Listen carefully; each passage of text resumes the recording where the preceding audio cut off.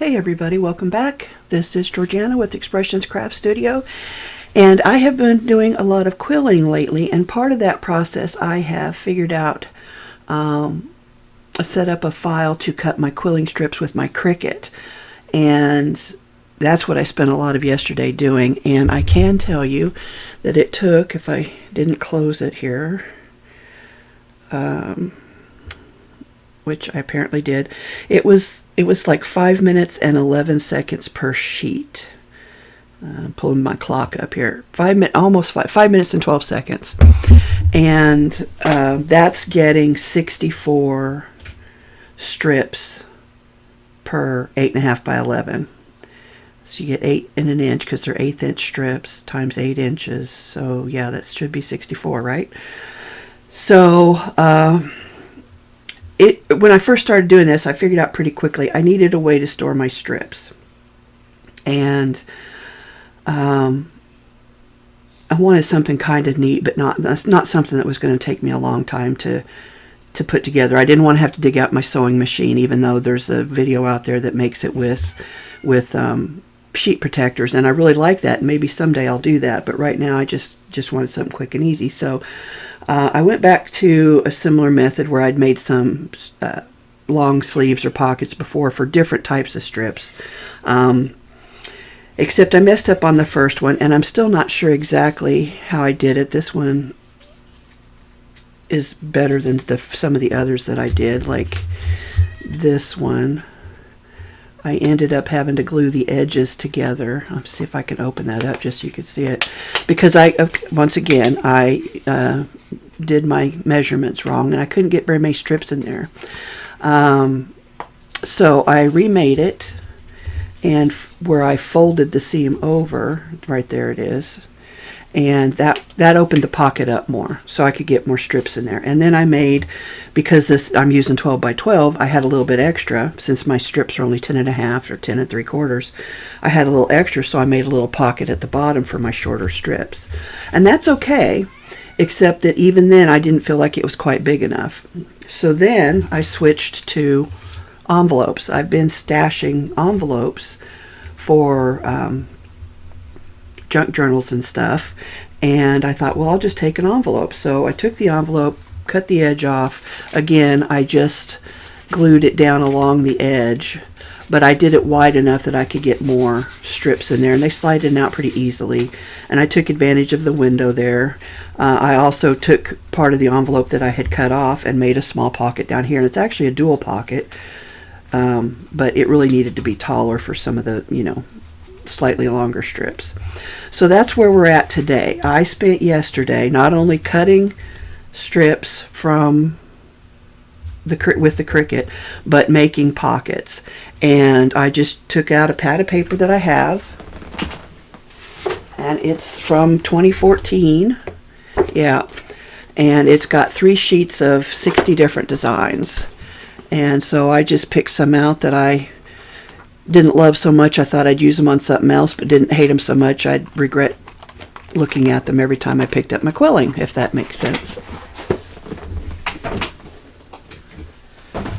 So I just picked out a bunch of stuff and made pockets, and these are nice. I made them wider.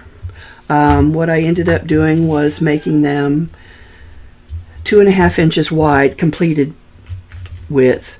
So I started with a 5.5 inch strip, and I got 2 of them out of my 12 by 12 that left me an inch left over. Now you could take that and instead of doing 5.5, do 5 and do 6, and that'd make them a little bit wider yet. But I really wasn't sure I wanted them that wide, and I thought I could use that 1 inch strip to make my pockets down here. Which way am I going? That.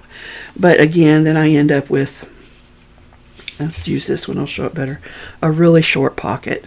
So I'm not sure yet how I'm going to solve that problem. I may attach a couple of these together. I'm not really sure, because I do definitely want another pocket down here for my shorter strips. Just, I don't want it that short. So anyway, I spent the day doing that, and so first off I just cut 12 inches off, And then I knew I wanted my pocket height to be, I think I decided 8 inches. Where am I at? No, I must have done 9 inches. Decided 9 inches for the height. So then I cut 3 inches off the top. And actually I have a strip here which I should be able to. Is that 3 inches? 1, 2, 3. Yeah, okay. So let me get these out of the way. Maybe we can make it make more sense. I know it's hard to fit all this into my camera. I've got several sheets here. So to start off, we're going to cut 1 inch off of one edge or the other, doesn't matter which one, and then you're going to cut 3 inches off the top. And then what you'll have left here is 11 inches, and you're going to cut that at 5.5. Now if you want to go ahead and make them a little bit wider, just don't cut that 1 inch off over here. Just leave it on there and go ahead and come down 3 inches and cut that off, and then just cut it at 6. And I could do it that way, but I'm not going to because I just kind of want to keep them all the same. So I'm going to go to my paper cutter, my big paper cutter, and I'm going to cut that inch off first, and then I'm going to cut 3 inches off this way, and then I'm going to cut it in half this way, and then I'll come back and we'll put a couple together.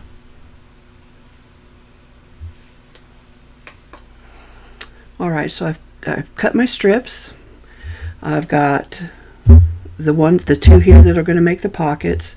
The big pockets. These will make the small pockets, and then these are just leftover strips, which I'm just going to set to the side for right now because we won't need those. Now when I did these, I just cut this strip in half again, just like I did the two for the pockets, and then I laid them on top that way. You can do that however you want, that's personal preference, but I've already got a couple prepped here, and so we're going to go ahead and start putting those together. These were the ones I did yesterday. Well, I say prepped, I actually didn't do a lot of prepping. So these are 2 pockets that I set aside. I'm grabbing my scoreboard here, and we're going to, I think we'll go ahead and score this one since this pocket's essentially already scored. So when I scored these, let's see, I've got a note here so I don't do it wrong. I lined this up on the 1 inch mark, which, let me see if I can get that up there so you can see it. Yeah, it's going to be hard because I've not got a lot of room on my desk, but essentially I'm lining this up on my 1 inch mark right there. And I'm going to zoom back out. I always go the wrong way. It makes sense in my head, then I go to do it and it's backwards. Alright, so I line that up on the 1, and I'm going to score at 2.5 and at 5. Oops, I want to make sure I keep it in the same spot, roughly. I'm not very comfortable with my scoreboard. I don't use it a lot. Alright, so then on the bottom we're going to do a 1/4 inch. So once again I line it up on the 1, and then at the 1/4 inch mark I will make a score. Now that's not very big. If you want to do more than that, I think you can see it better from this side, you can. I don't think you need to, but you can. So then we're going to set that off to the side for now. And I'm going to take my hole punch before I do anything else. And I'm going to center it between the 2 score marks as much as I can. I just do it by eye. I'm not trying to be exact here.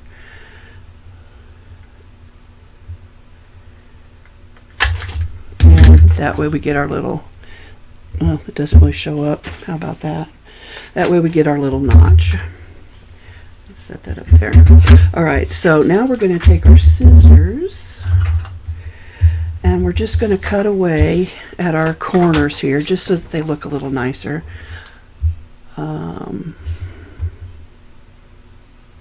We don't have to do it on that one.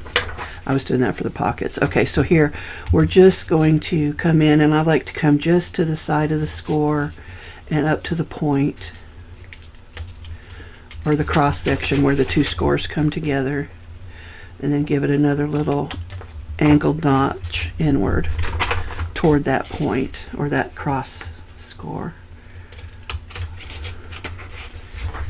And this just helps your folds come together nicely so that you don't have anything peeking out from behind. So now I'm going to just go ahead and fold these in. If I get my fingernail underneath it.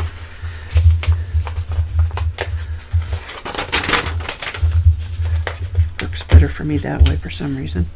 Alright, so I don't know if you can see it, but we have a little bit of a overflap there, and it's well, let me see if I can figure that out.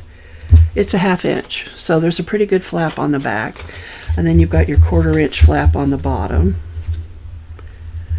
And so now we're just going to glue it together. So let me get out my glue.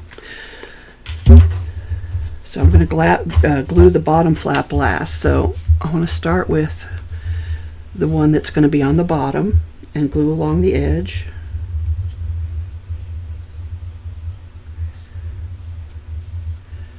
And then I'm going to take the one that's going to fold over to the top and glue along that edge.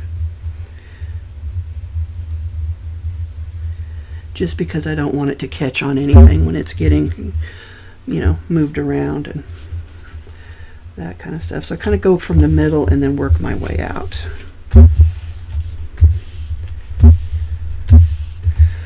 And then I'm going to put some glue on the bottom flap here.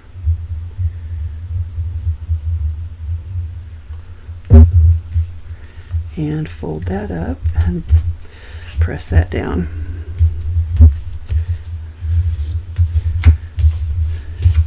Now my top's not quite even. That probably wouldn't bother most people.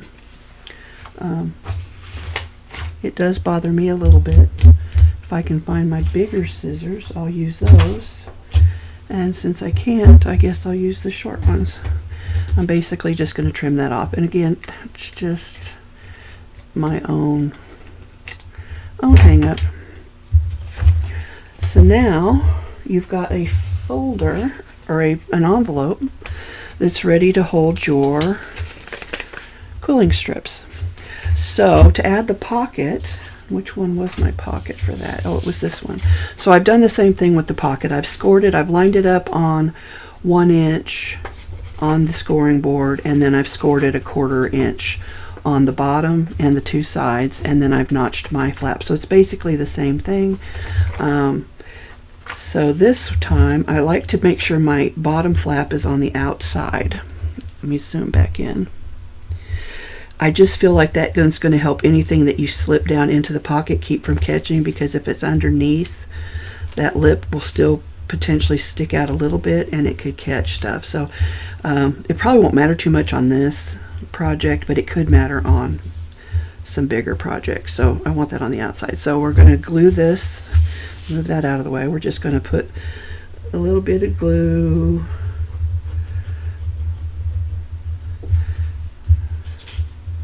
and a little bit of glue, kind of wiggle it back and forth so it'll get both edges, and then a little bit of glue.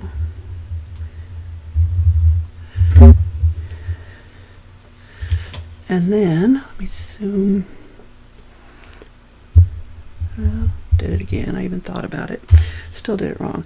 So then you're just going to line this up at the bottom, and it should be roughly the same size. It may be a little smaller or even a hair bigger, depending on you know how well you do your measurements. Once I've got it where I want it, just burnish that glue down.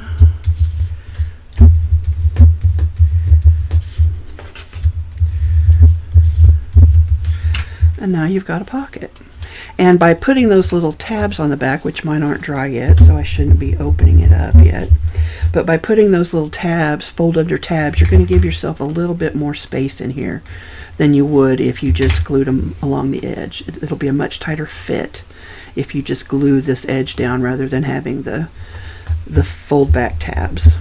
So there you go. So now I will go back and I'll make another little pocket, follow the same procedure, just probably about something like that, just to put my shorter tabs in, or my shorter strips in, I mean. But that's what I worked on yesterday, and I've got a bunch more to do today, as well as finish separating some strips that I didn't have pockets for.